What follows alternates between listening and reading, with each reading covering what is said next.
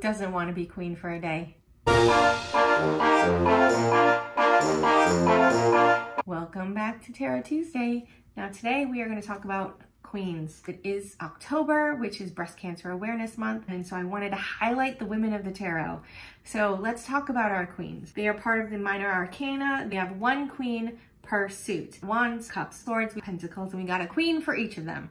So as we look at the queens, generally overall, because they are represented by women, you can imagine that these cards were created with that thought of that feminine energy coming through with each suit. If you think about the traditional roles of women, the nurturer, being in touch with your emotions, being a little bit more intuitive. You've got the king, which is like, you know, your top leader, and then right behind him there is the queen.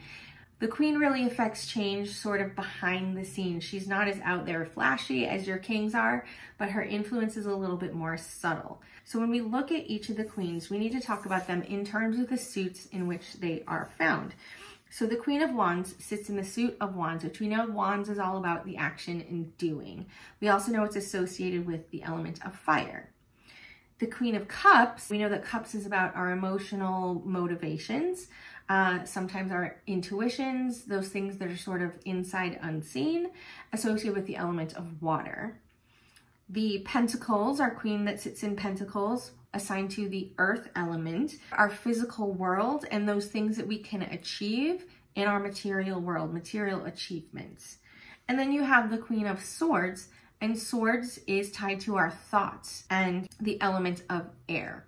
So each queen is going to take on some of those traits of the suit. So as you look at each one, again, you've got a balance between the four suits. You've got two that are focused in action and doing, two that are focused in thoughts and emotions. But where the queen comes in is very much to do with the attitude of how they approach these different traits. So when we think of Wands or Pentacles, which these are really your action cards, these are really tied into the work and achievements of the physical world. Your Queen of Wands, if you look at the card, she's sitting straight ahead. She's not afraid to take on the world.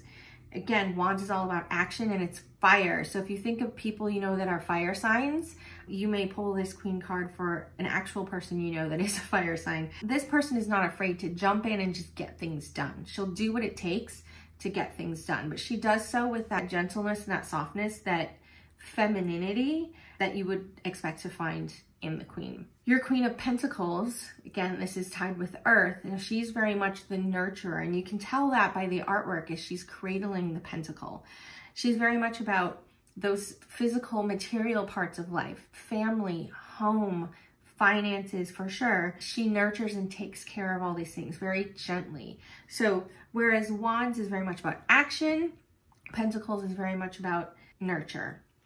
Then when we go to our thoughts and emotions, where we've got the Cups and the Swords, our Queen of Cups, you see her in a similar pose as you do to the Queen of Pentacles, where she's really caring for and nurturing that cup. Now again, this is about emotions and the way that we feel about things. This queen is incredibly intuitive, and she uses her mastery of emotions to help navigate a situation. She's very in touch with the way she feels and the way others around her feel. Likewise, the Queen of Swords, you see her, though again, this is more an active card where she wields that sword like no other. She knows her thoughts, she knows her mind, and she knows what she wants, and she's not afraid to go after it. Again, this is a very active card, whereas your Cups is a little bit more passive. So you'll see that balance between them. But overall, these four queens are incredibly powerful cards in the tarot. They help us to tap into our feminine side.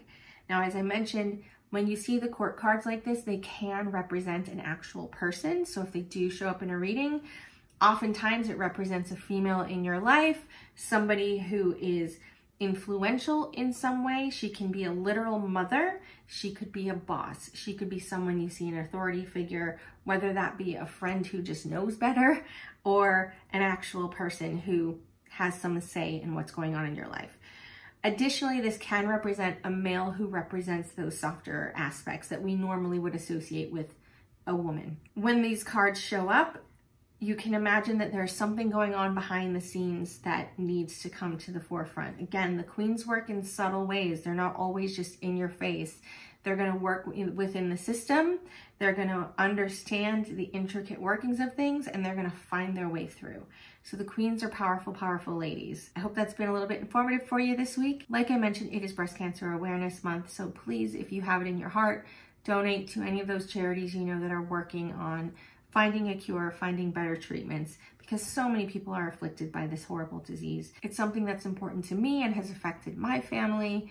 And so I just ask, if you have it in your heart, to spread the awareness, and if you can, give a little too.